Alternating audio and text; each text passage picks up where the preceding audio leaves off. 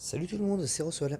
Nouvelle vidéo, on va faire un petit point sur le portail Atlantis qui a commencé hier, que j'ai déjà pas mal farmé, ce qui fait que j'ai 200 et quelques pièces que je vais utiliser en fin de vidéo, parce que simplement, vous voyez, j'en suis à 8 invocations sur 10 au niveau du coffre. Il m'en restait pas mal du dernier portail Atlantis. Donc j'en ai déjà fait une, puisqu'il me restait une petite centaine de pièces. Donc j'ai déjà fait une invocation, j'ai eu Agoué, qui est toujours sympathique. C'est pas le meilleur 4 étoiles bleues, mais c'est assez sympathique. Euh, et voilà, du coup, il me reste plus que deux invocations à faire pour pouvoir ouvrir un coffre. Donc je vais les faire en fin de vidéo. En attendant, on va faire un petit tour sur les héros à la une. Et à la une, on a donc Ursena, qui est un héros violet de classe sorcier, donc un certain pourcentage de chance de diminuer de 50% la génération de mana de la cible. Et puis Ursena, c'est un héros qui tape tout le monde, donc potentiellement elle peut diminuer de 50% la génération de mana de toute l'équipe adverse, ce qui peut être vraiment très très fort. Au niveau de sa famille, c'est la famille Atlantide, plus 5, plus 10, plus 15 ou plus 20% de défense selon que vous avez 2, 3, 4 ou 5 héros de la même famille dans votre équipe. Donc c'est quelque chose qui est quand même très sympa. Au niveau de ses stats, elle a 760 d'attaque, 731 de défense, 760 d'attaque c'est fort. 731 de défense c'est moyen. Et 1283 de PV c'est assez faiblard. Et c'est un petit peu dommage parce qu'on va le voir, elle a clairement une CS de tank et que elle a longtemps été utilisée comme un tank. Aujourd'hui, je pense qu'elle est un petit peu dépassée parce que justement, elle a des stats défensives qui sont pas assez fortes et qui font que moi personnellement, elle ne me pose plus trop de soucis. Je l'attaque en jaune et en 3 tuiles, on n'en parle plus, elle est morte. Donc voilà, c'est un petit peu dommage. Mais surtout que sa CS est une vraie CS de tank, hein. Elle inflige 130% de dégâts à tous les ennemis, elle inflige 260% de dégâts s'il reste plus de 50% de santé à la cible. Donc rien que comme ça déjà elle peut faire très très mal à votre équipe. En plus tous les alliés renvoient les effets appliqués ainsi que 115% des dégâts aux attaquants et bloquent les nouveaux effets négatifs des compétences spéciales de type sacré ennemi pendant 4 tours. Donc voilà, c'est pas le cas très clair sur expliqué comme ça sur la CS, mais tout ça, donc le renvoi des dégâts, le, et le blocage des effets, c'est uniquement contre le jaune. Donc quand elle est activée, si vous l'attaquez avec du bleu, elle ne renverra pas vos dégâts. Et ensuite, elle inflige des dégâts supplémentaires contre le jaune. Donc voilà, clairement, c'est un héros qui va attirer le jaune. Quand vous la mettez en tank, clairement, c'est un héros qu'on va vouloir attaquer en jaune. Mais elle va être extrêmement punitive si jamais le puzzle n'est pas bon. Clairement, elle peut vous ruiner votre attaque à elle toute seule. Si le puzzle est mauvais et que vous l'attaquez en mono jaune, si vous avez un mauvais puzzle et elle déclenche, clairement, vous pouvez déjà cliquer sur retraite parce que votre raid il est perdu. Euh, Pratiquement un coup sûr. Elle fait très très mal, elle est très punitive contre le jaune, mais elle a des stats qui font que voilà, en 3 tuiles on n'en parle plus. Donc c'est un petit peu dommage.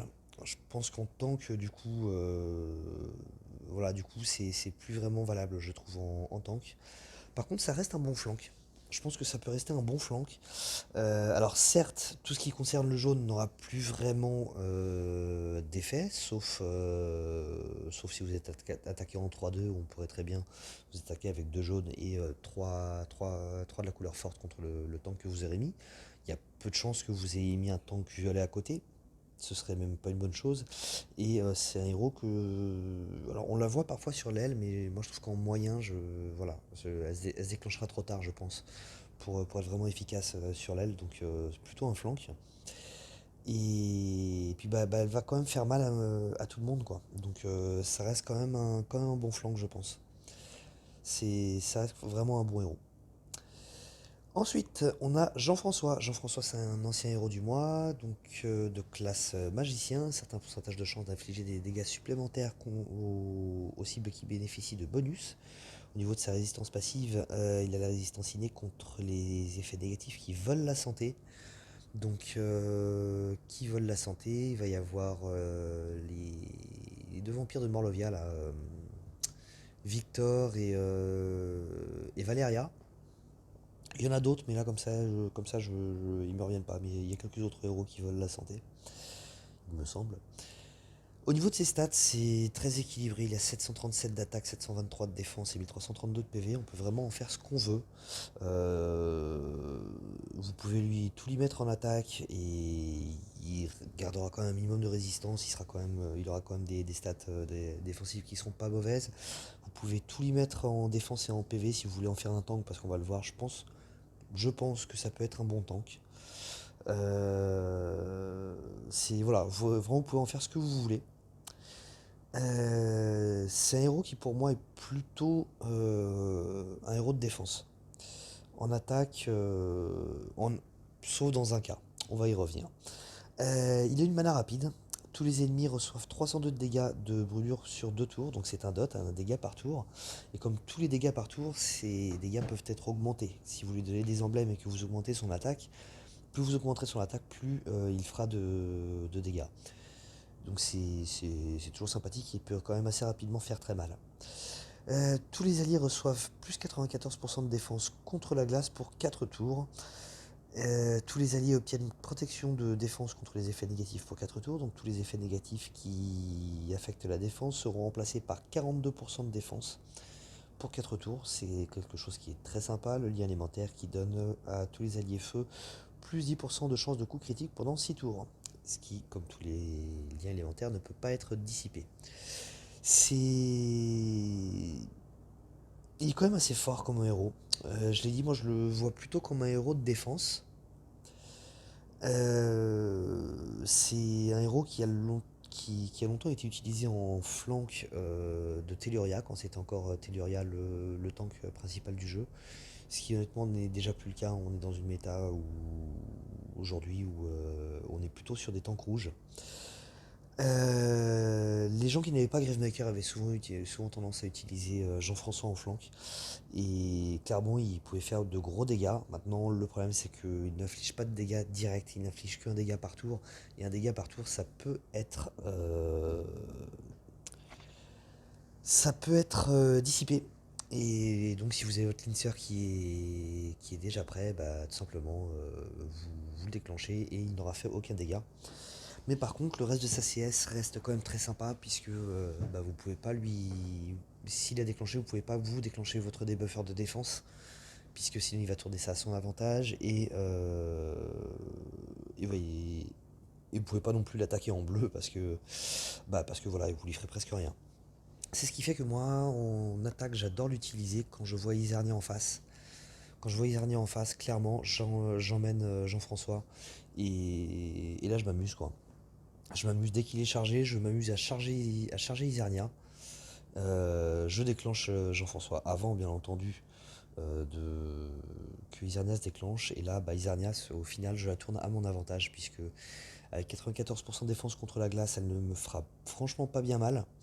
Et par contre, son debuff de 44% de défense va se tourner en plus 42% de défense sur toute mon équipe. Donc du coup, ça devient un sacré avantage pour moi. Donc voilà, mais c'est un petit peu le seul cas où j'aime bien l'utiliser en attaque. Sinon, clairement, il y a toujours de meilleurs héros à utiliser au niveau de l'attaque. Par contre, en défense, ça peut être sympa, comme j'ai dit, donc en flank, c'est un très bon flank, et je suis persuadé que ça peut être aussi un très bon tank si vous lui donnez les emblèmes nécessaires. Puisque bah, au même titre que Ursena, il va appeler le bleu, mais par contre, il va pas être spécialement punitif contre le bleu, mais il va résister énormément au bleu. Et, et toute son équipe va beaucoup résister au bleu. Donc du coup, ça reste quand même quelque chose de très efficace. Donc voilà, je pense que quand je l'aurai fini, là, il est bloqué à 3,70 chez moi. Et il va y rester encore pendant quelques temps, puisque j'ai pas mal de boulot au niveau des rouges. Quand je l'aurai terminé, je l'essaierai un petit peu en tank pour voir ce qu'il vaut. Et je pense que ça peut être pas mal. Ensuite, on a Kunchen. Donc là, on va passer assez vite parce que j'en avais déjà parlé aussi. Donc lui, c'est pareil, c'est un tank violet. Un healer, il redonne plus 42% de défense. Il débuffe la défense ennemie de 34%. et il purifie les effets négatifs de tous les ennemis, et en plus de ça, et ça participe à en faire un très bon tank, son lien élémentaire qui donne à tous les alliés sombres, donc à lui-même, plus 46% de défense contre le jaune pendant 4 tours. Donc c'est... Voilà, il va être très résistant, il va soigner un petit peu tout le monde. Maintenant, le problème c'est que c'est un héros qui est lent, donc comme tous les héros lents, si on a un puzzle qui est pas trop dégueulasse, on va réussir à s'en débarrasser avant qu'il déclenche. Mais si c'est pas le cas, ça va d'un coup devenir vraiment très très très compliqué. Donc voilà, c'est vraiment, ça reste un bon tank. Peut-être le meilleur tank violet aujourd'hui encore. Euh, je réfléchis, mais ouais, à moins que j'en oublie ce qui est possible, je pense que ça reste le meilleur tank violet. Mais c'est plus vraiment le meilleur tank du jeu, quoi. Clairement, il y aura meilleur aujourd'hui, mais voilà, ça reste une très bonne option si vous attaquez en tank violet et si vous défendez en GDA en tank violet ou si vous n'avez pas mieux, tout simplement. Ensuite, on a Inari. Oui, dernière chose, j'ai pas parlé de sa défense passive qui peut être assez emmerdante.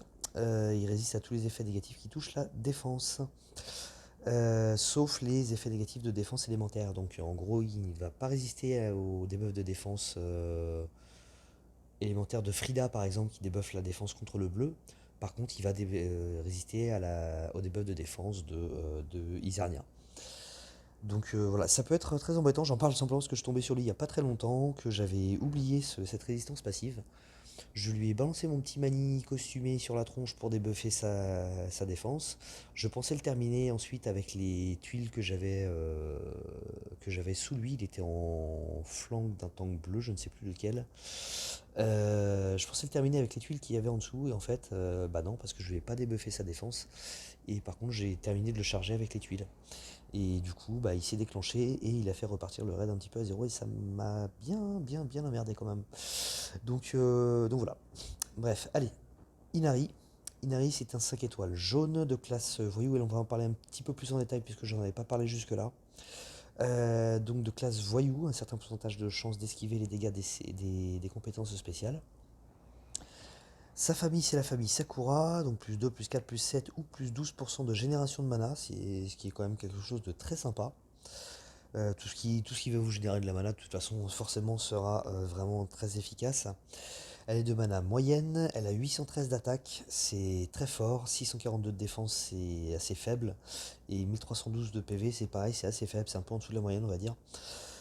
Au niveau de sa CS, tous les alliés obtiennent plus 56% de chance d'esquiver les compétences spéciales pendant 3 tours. Donc ça fait que ça, plus sa classe, elle a quand même pas mal de chances d'esquiver les compétences spéciales.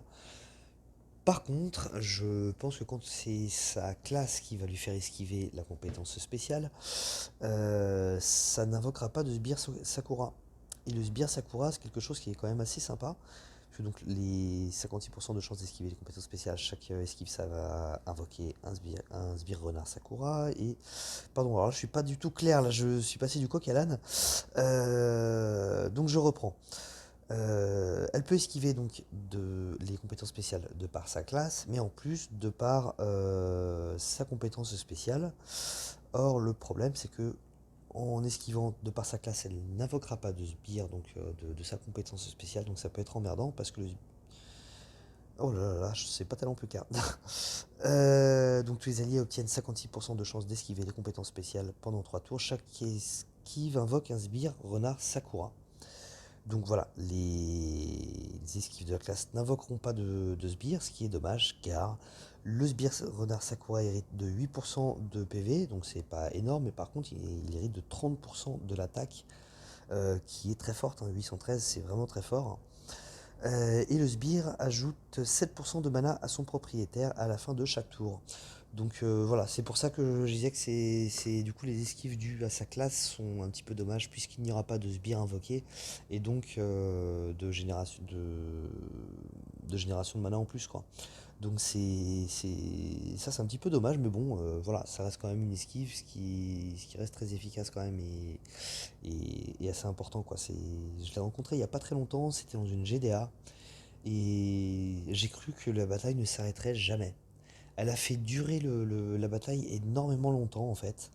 Euh, Après, c'est une équipe qui était assez spéciale, hein. Je crois que de mémoire, il me semble qu'il y avait 3 healers et Inari, et du coup, bah, Inari qui se déclenchait, qui provoquait des esquives, les esquives qui faisaient monter la génération de mana avec les renards Sakura, et du coup, j'ai galéré, tous les healers qui se déclenchaient les uns après les autres, j'ai galéré pour me débarrasser de l'équipe. J'ai fini par le faire, j'ai fini par m'en débarrasser parce que il y avait du coup, non, ça devait être 2 healers plus Inari, et il y avait juste 2 frappeurs qui étaient, je crois, sur les ailes. Donc je me suis débarrassé en premier des frappeurs, et après, bah, du coup, il n'y avait plus que du heal et les sbires de d'Izernia, de d'Inari, pardon, qui étaient là pour me faire mal. Donc voilà, ça a duré longtemps, mais c'était pas non plus très difficile de s'en débarrasser, on va dire. Enfin, en tout cas, c'était pas dangereux pour moi. C'était assez spécial comme équipe. C'était en GDA, ça peut être pas mal parce que du coup, vous êtes quand même chronométré. Mais voilà, on finit quand même par s'en débarrasser, hein, à partir du moment où les 2 frappeurs n'avaient tué personne chez moi. J'ai quand même fini par m'en débarrasser, quoi. Mais ça avait été quand même assez chiant comme équipe, faut bien dire ce qu'il y a. Donc voilà, on en revient à Inari. Inari, donc c'est un héros qui est, même si j'ai donné un exemple en défense, qui est plutôt tourné attaque pour moi, ne serait-ce que par sa stat d'attaque. Après, en défense, c'est pas ridicule non plus, parce que bah, les sbires, c'est toujours efficace, hein, dans une défense. C'est toujours quelque chose qui est vraiment, vraiment, vraiment emmerdant, quoi, quand vous tombez sur des équipes de défense qui sont blindées de sbires. C'est. Voilà, quoi, ça peut vite être chiant. Mais elle a des stats qui sont quand même assez faiblards en défense. Euh, Par contre, en attaque, ça va toujours être très très fort. En titan, ça va être franchement pas mal.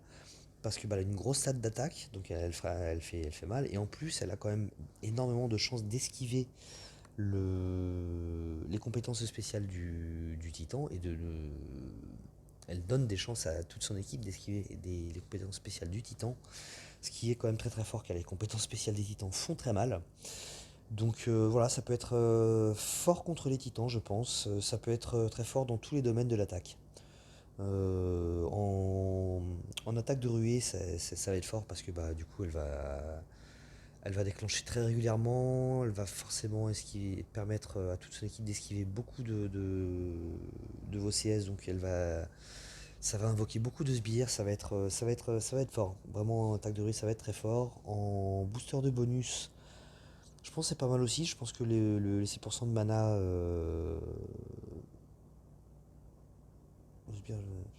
Ouais, non, peut-être pas. En fait, j'allais dire que ça comptait comme un bonus, mais non.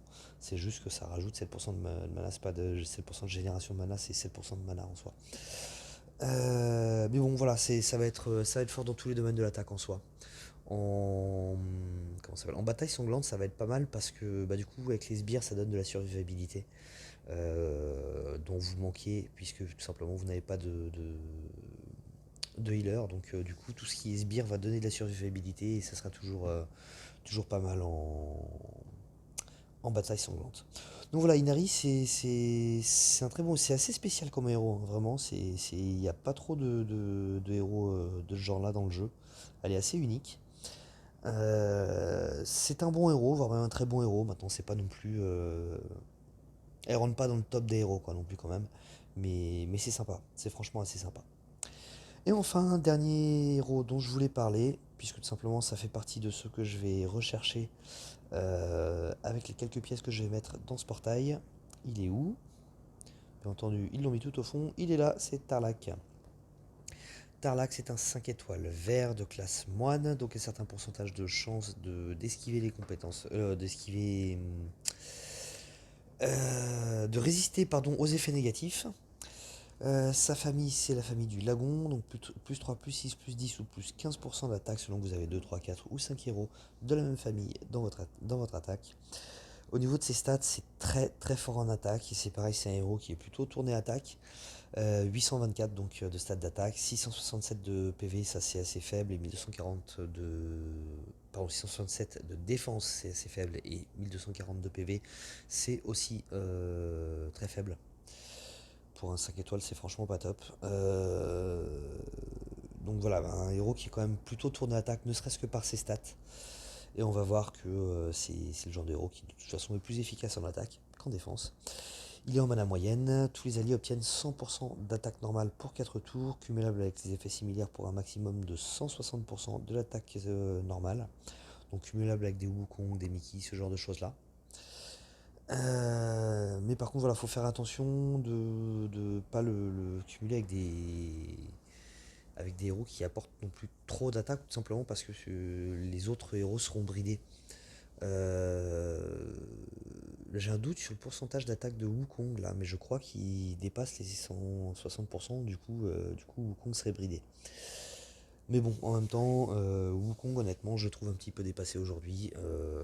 Alors certes, il est plus facile à avoir que les autres héros qui font la même chose, mais voilà, ce debuff de précision est vraiment trop handicapant, je trouve. Et moi, personnellement, j'ai arrêté de l'utiliser. J'ai complètement arrêté d'utiliser Wukong, même contre les titans. Bref, donc on en revient à Tarlac, plus 100% d'attaque normale pour 4 tours. L'attaque normale, donc ça va être les dégâts de tuiles quand vous l'utilisez en attaque. Et en défense, ça va être les petites attaques que déclenchent les défenseurs qui ne sont pas les CS. Voilà, c'est ça les attaques normales. Donc ces petites attaques-là feront beaucoup plus mal. Enfin, dernier point de sa CS, tous les alliés récupèrent 324 PV sur 4 tours. C'est un petit heal qui est toujours sympathique. Je le trouve un peu faiblard pour être utilisé en défense. Maintenant, si vous n'avez pas mis en vert, ça peut être faisable. Mais c'est surtout un héros qui est destiné à l'attaque. Encore une fois, il booste les dégâts des tuiles.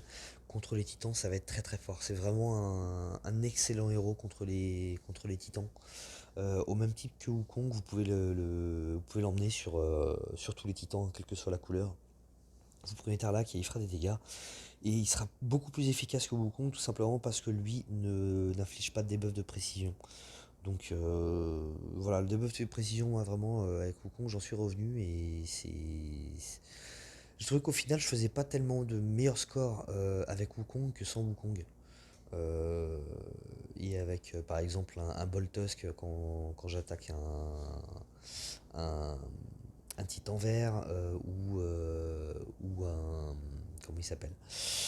Ou un Rigard costumé quand j'attaque un titan jaune. Voilà, je préfère utiliser Boltusk ou Rigard contre les titans que Wukong parce que bah, au moins j'ai aucun debuff de précision. Toutes mes attaques font mal. Donc un petit Rigard cumulé à un Tiburtus ou un petit Boltusk cumulé à un Gormek par exemple ou même aussi un gardien faucon par exemple, voire même les deux, bah, je trouve ça plus efficace au final que d'emmener un Wukong.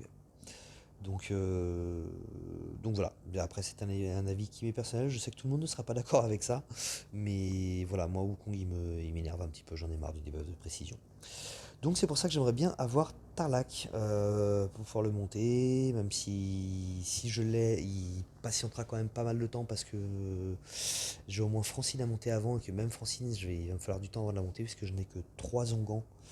Donc il va me falloir un petit peu de temps pour monter du verre. C'est un peu dommage, mais voilà. Bref, voilà. Donc je vais faire quelques petites invocations, donc les 2 dernières invocations qui me manquent pour remplir le coffre, en espérant avoir beaucoup de chance et tomber sur soit Ursena, soit Tarlac. Allez, c'est parti. Oberon, magnifique. Et Bélis, magnifique. Oh, ok, d'accord, j'ai rien dit, j'ai de la chance. Une petite Bertilla qui va avec, c'est sympa. C'est sympa. Bah Bertilla, je vous renvoie vers les vidéos que j'ai fait sur elle, parce que je l'ai faite en 2 versions.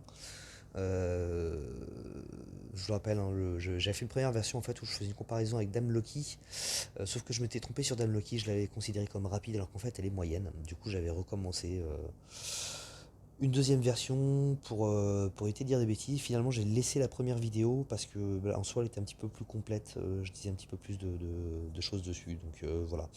N'hésitez pas à piocher un petit peu dans les deux vidéos. Simplement, sur la première, ne prenez pas compte de la comparaison par rapport à la mana rapide de Dame Loki, puisque Dame Loki n'est pas une mana rapide. Encore une fois, merci à. Zut, j'ai oublié. Pernod Ricard qui m'avait fait remarquer ça. Donc voilà, bref, bah écoutez, j'ai failli être déçu, enfin déçu même pas plus que ça parce que je m'attendais pas à grand chose, mais finalement je suis quand même très content de cette invocation, puisque j'ai eu le petit héros du mois, ça fait plaisir. Et enfin le coffre qui va me donner une boussole, dommage, j'avais secrètement l'espoir de trouver un onguent. Donc voilà. Et enfin, ah oui, on a un titan qui s'est enfui. Enfin, dernière chose, bah donc pour Atlantis, hein, vous avez tous les coûts qui sont énormément réduits, donc n'hésitez pas à farmer énormément. Moi j'avais fini Atlantis, donc en ce moment je farme tout en difficile, ouais, j'en suis au niveau 17. J'ai commencé. J'ai encore pas mal de potions d'énergie monde et clairement, bah, j'hésite pas à les utiliser hein, pendant l'Atlantide pour faire un maximum, récupérer un maximum de pièces et voilà quoi. Et de pièces et d'autres choses, hein, tout est. Vous récupérez énormément de butin hein, pendant l'essor de l'Atlantide. Donc voilà, clairement, laissez de côté pendant l'essor de l'Atlantide le farming des autres saisons et des autres farmings. Concentrez-vous sur l'essor de l'Atlantide, mettez toutes vos énergies là-dedans. C'est très rémunérateur.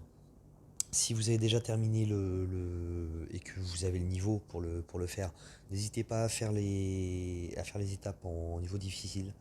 C'est c'est vraiment très rémunérateur. Vous prenez beaucoup de butin, quoi. Donc voilà, bah, c'est tout pour moi. Et puis bah, je vous dis à la prochaine. Allez, ciao.